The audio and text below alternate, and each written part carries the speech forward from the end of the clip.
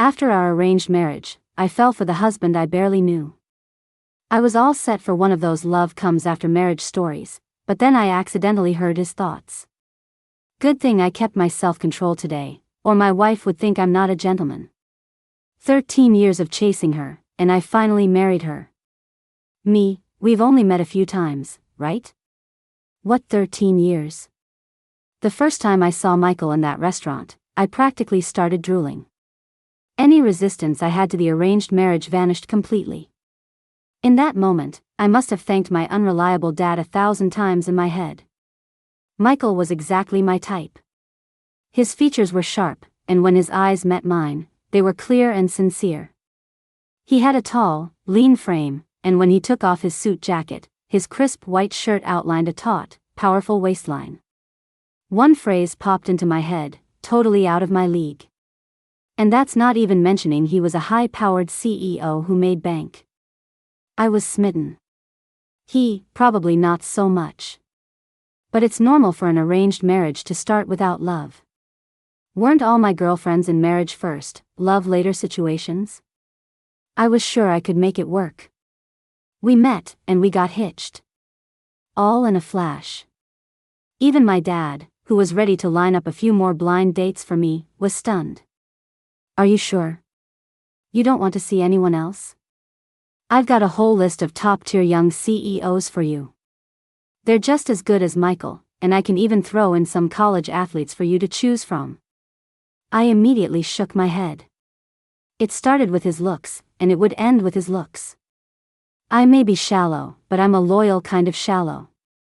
Within 3 days, Michael and I were husband and wife. On our wedding day, I'd already hit up my bestie for all the juicy details about what to do that night. But when the time came, Michael said he had to deal with work and told me to go to sleep first.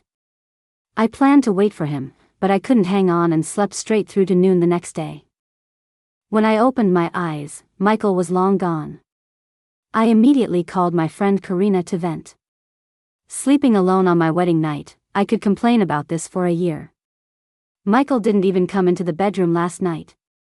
I didn't even get to touch the hem of his shirt. Karina was silent for a moment on the other end of the line before asking tentatively, Eve, you don't think Michael has some kind of unmentionable issue, do you? This time, it was my turn to be silent. Technically, we were supposed to get medical checkups before getting our license. But I was so head over heels for Michael that I just waved my hand and said we didn't need to. Now, I didn't even know if he was in good health. My silence must have lasted a while, because Karina tried to comfort me and sent over a link to an article, The Ultimate Guide to Winning Over Your Man. I clicked on it and my face turned red. Karina, it's how I landed my husband. The secrets are all yours now. You know what to do, right? I timed it for when Michael usually got off work and sent him a text. Yes, a text. Because to this day, I still hadn't added my CEO husband on any other platform. Hubby, my head hurts. I think I'm sick. I was bold enough to call him hubby in a text, but in person, I hadn't even managed to say his name yet. Less than 2 minutes later, Michael replied, walking around in just a towel will do that. Crap. I forgot about the security camera in the living room. Is Michael a monk? How does he have this much self-control? Just yesterday, I'd pretended to have a headache from drinking too much, trying to lure him into the bedroom. But that man only has work on his mind. And today was even worse. I spent all this time setting the stage, and all he said was, we'll do that. Of course, walking around in just a towel will make you catch a cold. Once I knew my plan had failed, I just gave up and decided to veg out. But unexpectedly, Michael came home from work at a normal time. I thought maybe my message had gotten to him. Instead, he saw me, froze for a second, and then took 3 giant strides back to his study. If it weren't for the tips of his ears turning slightly red, I would have thought he was blind. Bang! The study door slammed shut, as if he was afraid I'd get too close. Okay, I get it. Marriage first, love later is not happening for me. Just as I was about to open my phone and tell Karina that love and I were destined to be strangers, I suddenly heard Michael's voice. Good thing I kept my self-control today, or my wife would think I'm not a gentleman. Hee hee, my wife didn't call me by my name today. She called me hubby. I'm taking a screenshot to save for later. But she's still just in a towel. What if she catches a cold? Just gotta hold on a little longer. Dylan said if you get handsy right after getting married, you'll lose your wife. Me, huh? That's Michael's voice, right? Me, not getting handsy after getting married will also make you lose your wife. I stared at the closed study door, thinking for a second that I was hearing things because I wanted him so badly. But a moment later, the voice came again. No, I have to remind her. Even though it's hot, she shouldn't risk getting a chill. Is it okay to go out now? Let me check the mirror first. I should look alright today. Wasn't he supposed to be this untouchable ice prince? Is he secretly a hopeless romantic? Before I could figure out what was happening, Michael opened the study door. His expression was as cold as ever. Maybe my gaze was too direct, because Michael's inner voice started up again. My wife keeps staring at me. Do I not look handsome enough today? Or am I not acting aloof enough? That can't be right. I took classes to perfect this expression. People are supposed to look at me and immediately think I'm a cold, rich, alpha CEO. Me, why would he think I like aloof guys? Who's been spreading these slanderous rumors about me? Before I could speak, Michael beat me to it. But to maintain his persona, he didn't even look at me as he spoke. Are there no clothes in the house? I looked down at myself. Okay, maybe I was dressed a little coolly. But thinking about his inner monologue and his deliberately cold expression, I couldn't resist teasing him. I slowly got up, shuffled over to his side, and spoke in a soft, sweet voice. Michael, my heart feels a little funny. It's beating so fast. Do you want to have a listen? I was following the ultimate guide to winning over your man to the letter. I watched as the blush spread from his neck all the way to the tips of his ears, and his inner voice started to stammer. Wife's voice is so soft. She's so cute. Having a wife is the best. I never want to talk to people who don't have wives again. Me, ha. You think you can resist this? But as it turned out, some people really can. Michael reached out his hand. I thought he was going to place it over my heart. He did check my heartbeat, but not exactly in the way I was imagining. Michael grabbed my wrist and placed two long, pale fingers on my pulse. Wait, who taught you to listen to a heartbeat like that? His inner monologue was practically screaming about pinning me to the floor and doing who knows what, but his actual words were so detached. It is beating a bit fast. Let's make a doctor's appointment for you tomorrow. Do you need me to go with you? Me, thanks, but no thanks. Unsurprisingly, I slept alone in the bedroom again that night. But unlike the first night, I now had a new superpower. I was forced to listen to Michael's inner monologue from the other side of the wall for most of the night. Why did my wife say I deserve to be single for 27 years? Does she want a divorce already? Married for 2 days, slept in the study for 2 days. Is Dylan lying to me? He said he slept in the bedroom on his first night. Hearing that, I nodded from my bed. Yep, definitely. I don't know who this Dylan guy is, but he's absolutely lying to you. The next morning, Michael surprisingly didn't go to work. Instead, he was pacing back and forth outside my bedroom door. Don't ask how I know. It's because he woke me up. For the past half hour, Michael's mind had been a whirlwind of indecision. It ranged from whether he should wake me up to what he should wear today to subtly match my outfit. I wonder if my wife is awake yet. She said her heart felt funny yesterday. Maybe we should go straight to the hospital. Should I knock? Or just wait for her to wake up? But she slept until noon yesterday. She's not going to sleep that late again today, is she? After washing up, I sighed and decided to open the door. This was a mess of my own making, and I had to be the one to clean it up. I resigned myself to my fate. My wife sleeps so much. I'm pretty sure she wasn't born in the year of the pig.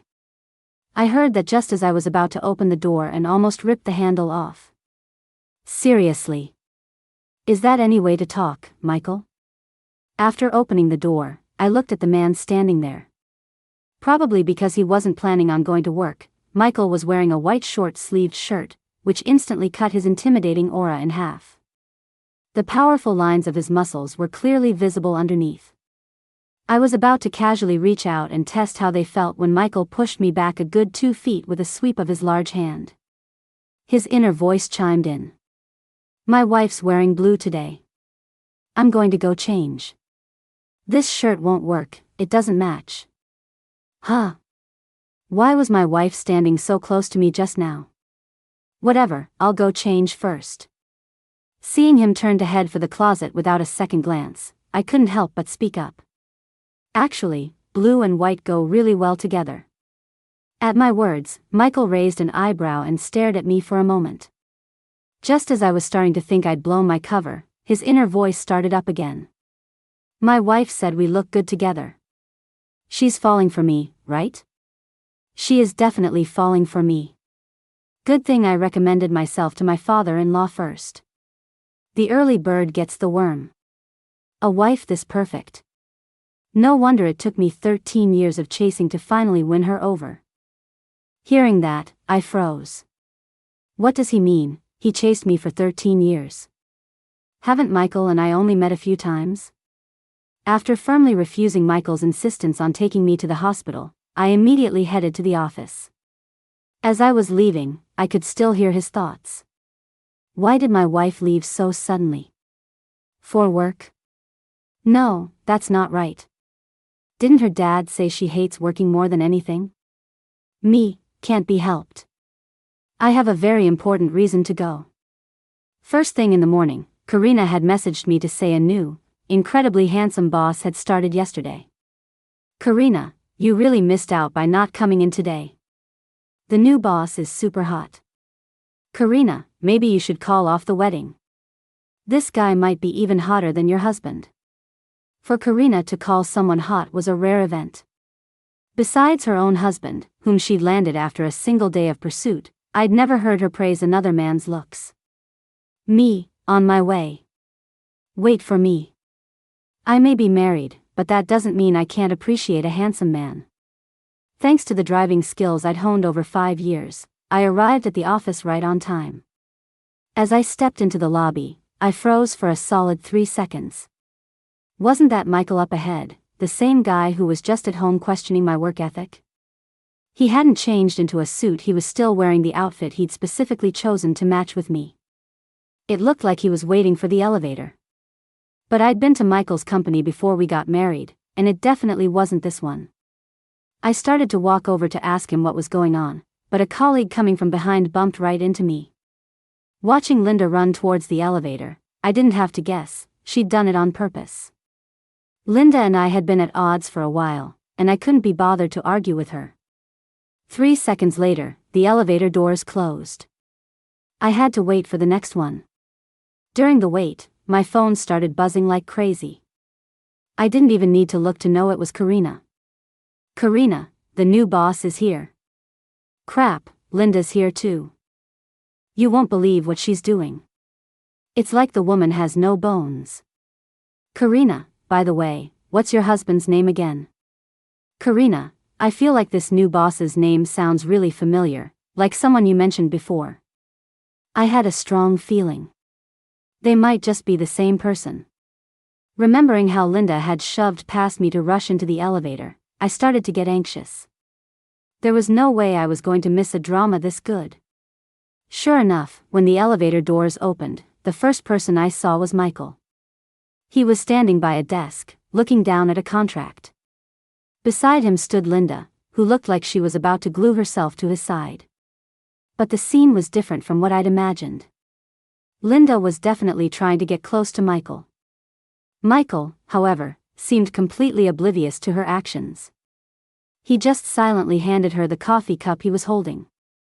A moment later, his cool voice cut through the air, tinged with displeasure. You made this coffee? Are you trying to scald me? I watched as the sparkle in Linda's eyes vanished, replaced by a flicker of confusion. At the same time, Michael's inner voice rang out. This coffee is disgusting, so bitter and sour. I like mine with sugar and cream. Why do all alpha CEOs have to like black coffee? It makes me feel like an outcast for not liking it. Why isn't my wife here yet? First hour of missing her. Why is this woman standing so close to me? Ugh, what if she blocks my wife's view of me? I spent forever perfecting this pose. Every angle is perfect. Karina almost died laughing when she saw this. In the midst of her giggles, she managed to pull me over to clock in. Her logic was that it was always best to make a good first impression on a new boss.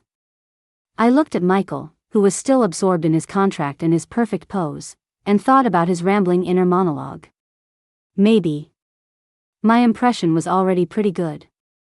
If there was an affection meter, I'm pretty sure Michael had already maxed it out all by himself.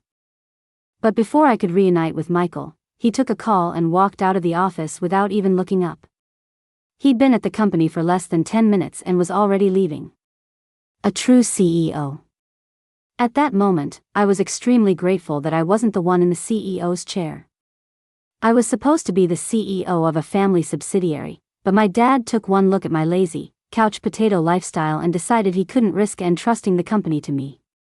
He was afraid I'd bankrupt it by accident. I was happy to take it easy, so I got a job as a junior employee at the main company through the normal interview process. Being a junior employee is so chill.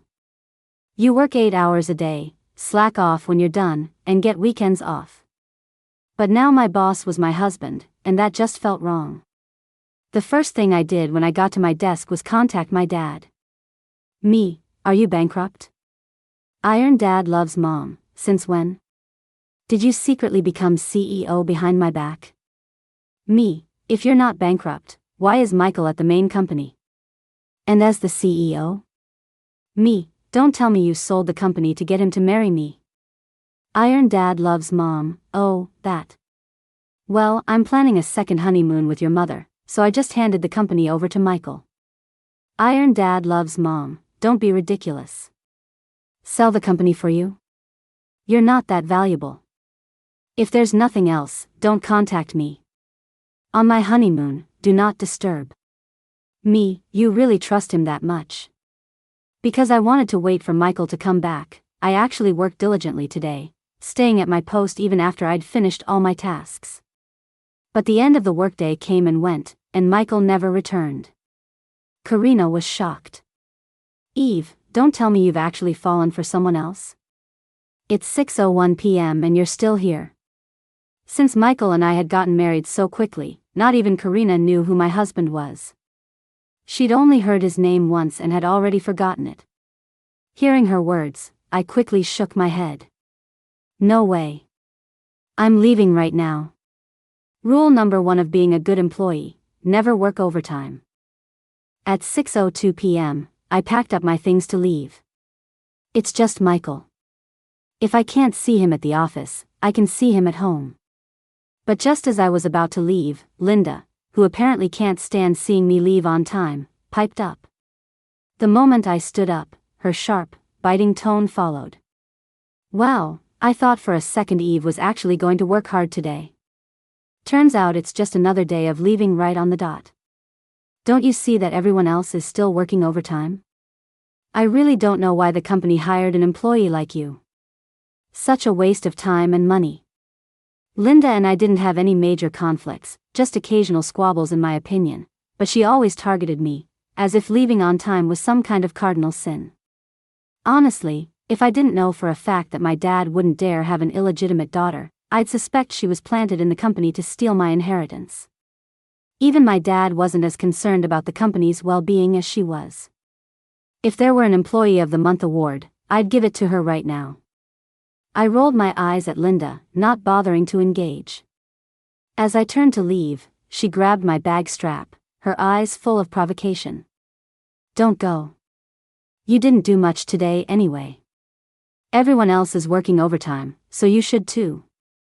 Patience is a virtue, but pushing it leads to stress. I opened my mouth to fire back, but before I could say anything, the intern I'd been mentoring stepped up for me. Ben pointed at Linda's face, full of righteous anger. Eve gets to leave on time because she's competent and finishes her work. You can't because you spend all day doing God knows what. I've seen you go to the break room at least 10 times a day, for half an hour each time. If you're not working overtime, who is? Are you from the break room? 'Cause you're always on one. Whatever Eve does is right. You're not the boss, so stop trying to run everything. Mind your own business first. I nodded, giving Ben a mental thumbs up. But as I listened, something felt off. Ben's inner monologue was problematic. Hee, Eve must think I'm so cool right now. Don't worry, once I learn the secrets of this company, I'll go back to my family's company and poach her. No wonder Dad insisted I go undercover at his arch-nemesis's company. Look at these people, what a grind. I have to destroy this toxic work culture. Overtime? What overtime? Not on my watch. An attack on Eve is an attack on me. Let's go. Listening to Ben's thoughts, I was completely stunned. What the hell? The intern I've been protecting for a month is a corporate spy. And he's my dad's rival's son. This is not right. I looked at the young man standing in front of me, arguing with Linda, my expression complicated. Ben is 3 years younger than me, about 6'1", with slightly curly hair and round eyes that make him look like he's unintentionally whining when he talks. I'd always treated him like a little brother. He'd been at the company for exactly 1 month and wasn't even a permanent employee yet, so I was his mentor. But this relationship was getting messy. I'd heard my dad talk about his arch-nemesis, Mr. Sutton. But who would have thought that Mr. Sutton's son, after studying abroad, would come back and go undercover at my family's company instead of his own? My gaze had only been on Ben for a few seconds before someone grabbed me by the collar from behind and pulled me back. Excuse me? Am I someone you can just drag around? I spun around and executed a quick wrist lock. And then I saw Michael, radiating a low-pressure aura, holding a small, torn piece of my collar in his hand. No wonder my neck felt so breezy. Crap, my cover as a gentle, delicate flower is blown. No shouting in the office. Are the company rules not clear enough? Or are you all just that bored? At this moment, Michael and I were standing extremely close. When he spoke, he seemed to lean in intentionally, his warm breath tickling my ear. But Michael's serious demeanor didn't last 3 seconds before his inner monologue kicked in. Sob, the way my wife was looking at that intern, her eyes were sparkling. Is she falling for someone else? Is it possible that wasn't a sparkle, but pure shock? What do I do? Am I going to lose to an intern? What are you even competing with a corporate spy for? Maybe I'll just fire him tomorrow for stepping into the office with his left foot first. And that woman who made the terrible coffee this morning, fire her too. Yes, please fire them. Before your wife gets poached. When Linda saw Michael, she instantly switched into damsel in distress mode, her voice dropping several octaves. She spoke timidly, with a hint of grievance. Michael, Eve never works hard. We're all working overtime, and she just packs up and leaves without a second glance. Keeping an employee like that is just a waste of the company's money. I was just trying to do what's best for the company. I couldn't stand it anymore, so I just said a few words to Eve in private, but then Ben started yelling at me for her. Well, so now she's not only accusing me of slacking off but also implying I'm having an office romance. But this is Michael we're talking about. In his mind, I'm practically a goddess. He couldn't stand Linda slandering me like this. He let out a soft tsk and said, "It's my wife's company. I'm barely more than an employee here. What gives you the right to criticize her?" His words silenced the entire office. I couldn't even hear any inner monologues anymore. Well, my long-held secret identity was officially blown. Karina glanced from me to Michael and back, then secretly gave me a thumbs up. Linda's face, however, turned ugly, her eyes filled with resentment as she stared at me. But the person with the biggest reaction was, without a doubt, Ben. The moment he heard the news, his expression was a chaotic mess.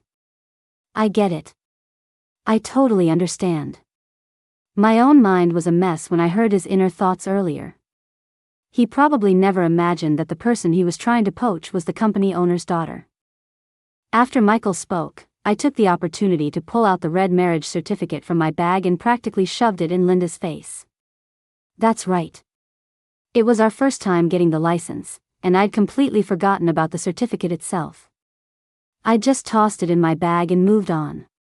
But forgetting had its perks. Now it was the perfect tool to rub it in. It's legal, by the way. After that, I hooked my arm through Michael's, taking the chance to give his bicep a little squeeze. It wasn't often I got this close, it would be a waste not to touch. And let me tell you, it felt good. As I did, I could feel the muscles in his forearm tense up, and his inner monologue went into overdrive. Wife, she. What is she doing in broad daylight? This is not appropriate. Why is she touching me so casually? I hope no one else saw. Stop touching me. When I stopped, I glanced sideways at Michael. The tips of his ears were burning red. But the moment my hands stopped, his thoughts started up again. Why did my wife stop? Does she not like my physique? I worked out for 13 years for this. Sob, should I work out more? A man rejected by his wife has no future. My wife posted on her social feed yesterday about sleeping alone on our wedding night. Was that a hint? Maybe I shouldn't sleep in the study tonight. Hearing that, I paused. Michael and I weren't even friends on social media yet. That evening, I dragged Michael back to my parents' house. Given how much my dad trusts him now, there's no way he doesn't know everything. That chased me for 13 years comment has been bugging me. When I knocked on the door, I wasn't surprised to see my dad sprawled out on the couch. At least half of my lazy bones genes definitely came from him. Here he was, a man in his 50s, whose arch nemesis was still trying to plant spies in his company, and he'd already given up. Out of 30 days in a month, he'd show up for 2 to sign paychecks and spend the rest of his time at home as a couch potato with no ambition. I had perfectly inherited his philosophy, which is why he was so eager to marry me off. His logic was, one couch potato in the family is enough. When he saw Michael and me, he quickly pretended to be busy, grabbing his phone to make a work call. In reality, I could hear his thoughts loud and clear. Did Michael see me in full-on lazy mode just now? Don't worry, I'm his father-in-law. So what if I'm a little lazy? Eve is married off now, and the company is in his hands. 13 years he chased her. To think that I, a titan of industry, didn't realize I was raising my own son-in-law all this time. What a loss, what a loss. Hey. What episode of my show was I on? I coughed loudly, giving my dad a look of disdain. Meanwhile, Michael had fully settled into his role as son-in-law, bringing bags and bags of gifts into the house. As for me, I took the opportunity to get some answers from my lazy dad. After I'd stared at him for the 10th time, he finally, reluctantly, got up from the couch and followed me into the kitchen. I went on the offensive. Dad, are you hiding something from me? My dad opened his mouth, but not a single word came out. But that's okay. I could hear his panicked inner thoughts. Did my wife send our daughter to interrogate me? What could I be hiding? Just a little secret stash of cash. What good husband doesn't have a secret stash? Did she find one of the spots? The one in the range hood, or the one at the bottom of the toilet tank? I quickly cut him off. If I didn't, I was afraid he was about to reveal every single hiding spot he'd ever used.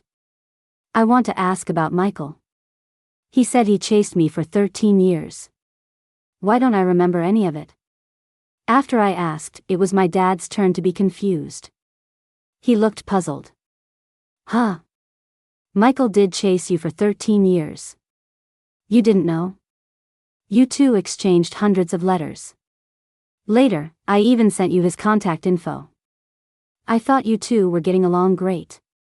Didn't he always comment on all your weird social media posts? My mouth fell open, but I couldn't form a single word. Growing up, I had only ever written letters to one person, a kid from an orphanage my dad sponsored.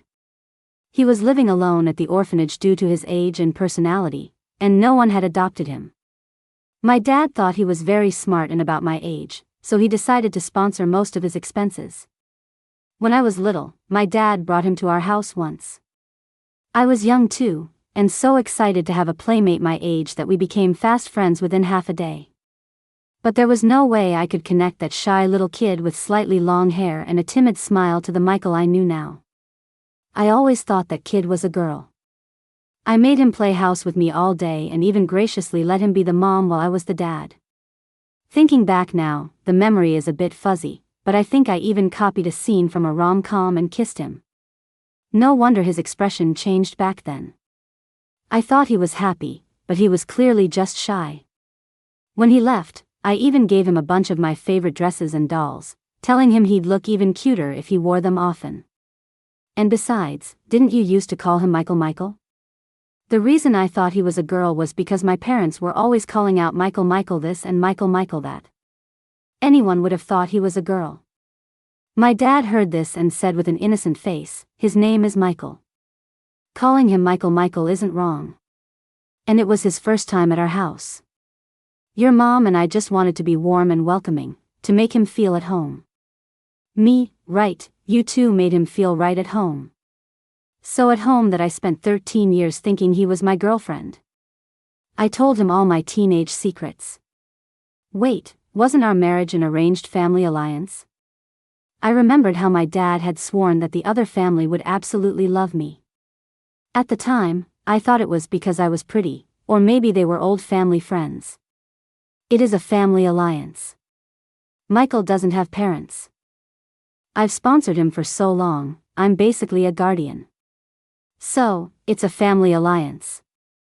Other people marry between families, we just kept it internal. And Michael learned all his business savvy from me. He's way smarter than you. I looked at my dad, who was beaming with pride. Dad, you really don't think you're being ridiculous, do you? No wonder when I told Michael we should meet his parents before getting married, he said there was no rush, and my dad swore his in-laws would love me. Turns out my father-in-law was him. And I remembered the company I visited when I was trying to learn about Michael's work before the wedding. I thought it looked so familiar. It was one of my dad's subsidiaries. After discovering the truth, I ditched my dad and rushed upstairs. I had never thrown out the old letters or the phone I used to use. The memories were too precious.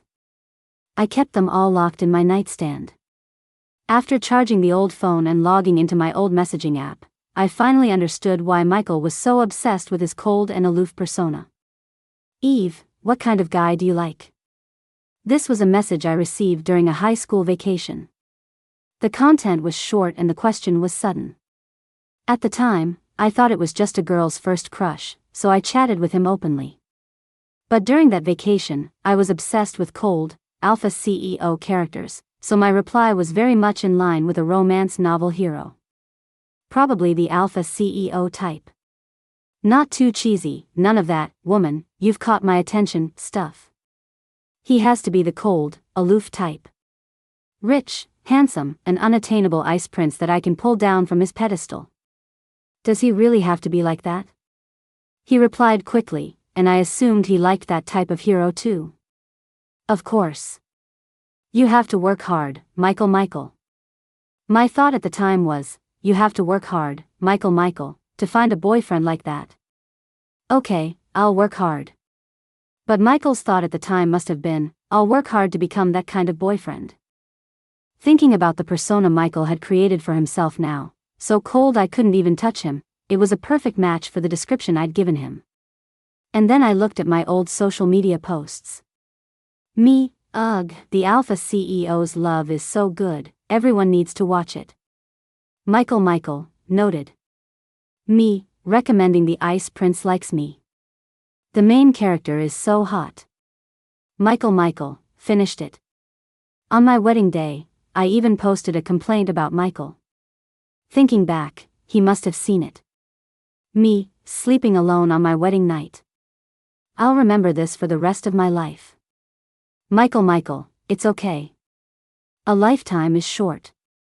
It'll be over soon. That night, when Michael and I got home, he was already a little drunk. At the dinner table, my mom and dad had been all over him, calling him Michael, dear this and Michael that. I, on the other hand, was a bundle of nerves. Anyone who discovers their best pen pal of 13 years is suddenly their husband would be in shock. But Michael didn't seem to notice. At this moment, he was seriously trying to undo his tie, a task he'd been struggling with for 10 minutes. After watching this spectacle for a while, I sighed and beckoned him over. When he was drunk, Michael was incredibly obedient, finally dropping that cold CEO persona. Eve, what's wrong? Why did you call me over? I looked up at him and met his eyes, which were practically overflowing with a smile. Michael leaned down towards me, his breath, tinged with alcohol, brushing against my ear. The distance between us shrank. My hand, which had crept up to his neck, paused. My back was against the wall, which was cool from the early summer air. The atmosphere was tense. Neither of us spoke. Even the inner monologue that usually gave me a headache was silent. I swallowed hard, my mouth moving faster than my brain, and finally asked the question. When we met, why didn't you tell me you were Michael? As soon as the words were out, I felt Michael's breath catch. He opened his mouth, his voice a little hoarse. I was afraid I'd scare you off if I told you. I froze for a second, then understood what he meant. For the past 13 years, I had treated Michael as a good friend, sharing my life and my feelings, but that was all under the assumption that he was a girl. Now things were different. Michael had suddenly transformed into a 6'3" man. Mr. Evans sponsored me for so long. Given my background, I'm not good enough for you, so he didn't tell me he was Michael beforehand. So he worked and studied relentlessly to achieve a status worthy of me. So he used a false identity to stay by my side for 13 years. I let out a soft TSK. What, Mr. Evans? That's your father-in-law. Then I muttered under my breath, if you had told me sooner, you would have been the guy I had a crush on back in high school. Who even likes alpha CEOs anymore? He stunned, perhaps not expecting me to accept it so quickly. Eve. Before Michael could finish, I gave his tie a sharp tug. Caught off guard, his head dipped down for a second, and I seized the opportunity to kiss him. The faint smell of alcohol mixed with the minty scent of his hair, and an intense wave of affection exploded in my chest. I thought I had successfully ambushed him, but the second our lips met, Michael's inner monologue roared to life. Ah! My wife finally kissed me. Is this her first kiss? No, wait, she already gave me her first kiss when we were kids.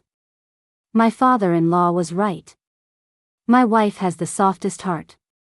All I have to do is act a little pitiful and all problems disappear. I need to learn more from him, he knows so much. Sob, I finally got to touch my wife. Her lips are so soft. The memory of the little boy whose cheeks turned bright red after I kissed him had completely changed. I wanted to get another look at Michael's face, but he covered my eyes. The rest of the night passed without a word. As it turned out, that one night more than made up for the past few. In summary, I no longer had to worry if Michael had any issues. The next day, Michael even used his authority as my boss to grant me a few days of vacation. The official reason, special newlywed leave. As I was opening my phone to watch a show, I noticed a new notification on my social media. Me, sleeping alone on my wedding night. I'll remember this for the rest of my life. Michael, noted. On the 5th day of my vacation, Karina finally remembered she had a friend. Karina, Linda finally got fired. Haha, so satisfying. Karina, but why did Ben get fired too? I heard he was in tears when he left, mumbling something about being deceived. Wonder which girl broke his heart. Karina, by the way, why wasn't Michael in today? some balding middle-aged guy showed up instead and went straight into the office. He looked like he was having marital problems, just completely defeated. Me, is it possible that balding middle-aged man was my dad? After Michael and I cleared the air, I guiltlessly made my dad go back to the office to cover for us. He had protested vehemently at first, saying, "I will not work another day this year." I finally got a son-in-law to take over. I don't want to step foot in that damn office ever again. I looked at my dad's arrogant expression and slowly said, "Who hid $10,000 in the toilet tank? Who hid a bank card in the kitchen range hood with over $30,000 on it? And that card propping up the leg of the desk in the study?" After I finished, my dad waved his hand and immediately approved our vacation. He even painfully handed over a bank card to bribe me into not telling my mom about his secret stashes. I thought about it and decided to tell him about Mr. Sutton, just to show him how hard his rival was still working. By the way, Mr. Sutton's son was working undercover at our company. Michael fired him a few days ago. Hearing this, my dad's expression was priceless. He practically spat out the words, "And I even had Ben on my list of potential sons-in-law. He was one of the college guys I offered you. Good thing you didn't marry him. That Mr. Sutton is no good." Later, I checked the balance on the card he gave me.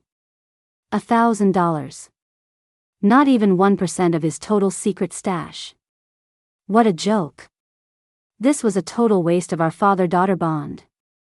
I immediately messaged my mom and told her all of my dad's hiding spots. Don't ask why. Just say it's a mother-daughter thing. Or if you must know, he didn't give me enough. My mom pays better. By the time my dad was ready to cancel our vacation, Michael and I were already on a tropical island, enjoying our honeymoon. A month later, Michael and I officially returned to the company. My dad had completely retired and was busy on a second honeymoon with my mom. My position was officially promoted to assistant to the CEO. Every day, I'd watch Michael work diligently, while privately listening to his non-stop, noisy inner monologue. Why did I agree to let my father-in-law officially hand over the company? Now I can't take random vacations anymore. How many more pages does this contract have? I wonder if my wife sees me working so hard. Maybe she'll give me a reward tonight. As his thoughts drifted to that last line, his eyes flickered towards me. I immediately lowered my head, too flustered to meet his gaze. The heat creeping up my ears betrayed me. Before I could look up again, Michael stood up and came over to my desk. A warm summer breeze blew in, carrying his signature minty scent. "Honey, what do you say we ask your dad for another month off?" I looked up and met his eyes, his hot breath on my neck. At times like these, I can only be thankful that the soundproofing in the small office within the main office is top-notch. After a long day, Michael eagerly pulled me out of the office to head home. Ever since we got married, he no longer seemed obsessed with working overtime. But today, a man was blocking the entrance to the building. 6'3", an icy expression, staring intently at the elevator bank. One phrase popped into my head, "Out of my league." Dylan, I thought. Could that be the famous Dylan? I turned to look at Michael, and sure enough, he called out, "Dylan. It's a small world." Dylan was a friend Michael had made on a project at the subsidiary, and he was also the husband Karina had managed to land in a single day. Karina pulled Dylan over to introduce us. I leaned in and whispered to her, "Did you use the ultimate guide to winning over your man on him?" Karina patted Dylan's arm and said, not at all humbly, "It only took me 1 day to get him." "Your girl's got skills, right?" I looked at Dylan. He was standing beside Karina with a smile, his eyes fixed on her ever since she had appeared. I listened closely for a moment, and then I smiled. Dylan's inner voice, "If I hadn't had a crush on you since we were kids, you'd think I was that easy to get, Karina?"